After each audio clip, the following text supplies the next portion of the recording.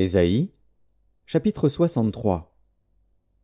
Qui est celui qui vient d'Édom, de Botsra, en vêtements rouges, en habits éclatants, et se redressant avec fierté dans la plénitude de sa force?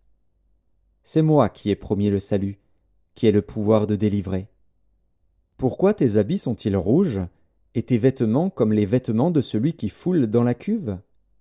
J'ai été seul à fouler au pressoir, et nul homme d'entre les peuples n'était avec moi.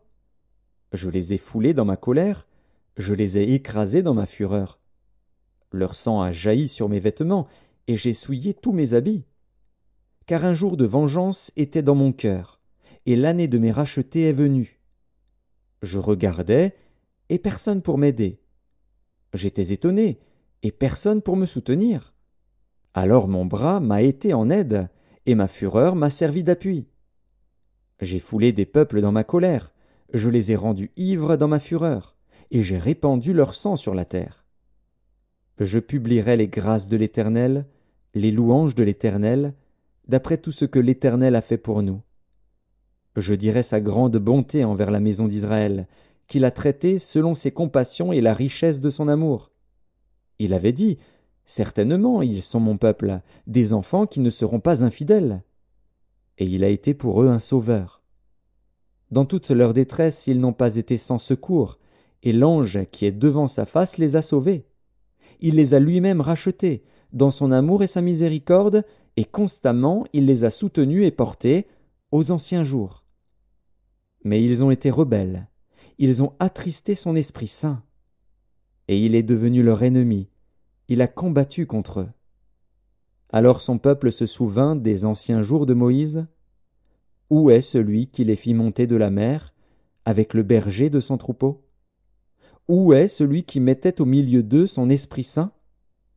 Qui dirigea la droite de Moïse par son bras glorieux, qui fendit les eaux devant eux pour se faire un nom éternel?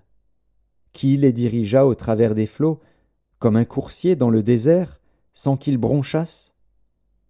Comme la bête qui descend dans la vallée, l'Esprit de l'Éternel les a menés au repos. C'est ainsi que tu as conduit ton peuple, pour te faire un nom glorieux. Regarde du ciel, et vois, de ta demeure sainte et glorieuse. Où sont ton zèle et ta puissance?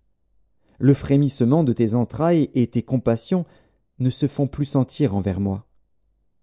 Tu es cependant notre Père, car Abraham ne nous connaît pas, et Israël ignore qui nous sommes.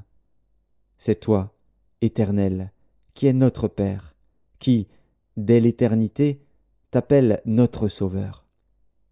Pourquoi, ô Éternel, nous fais-tu errer loin de tes voies, et endurcis-tu notre cœur contre ta crainte? Reviens, pour l'amour de tes serviteurs, des tribus de ton héritage. Ton peuple saint n'a possédé le pays que peu de temps. Nos ennemis ont foulé ton sanctuaire.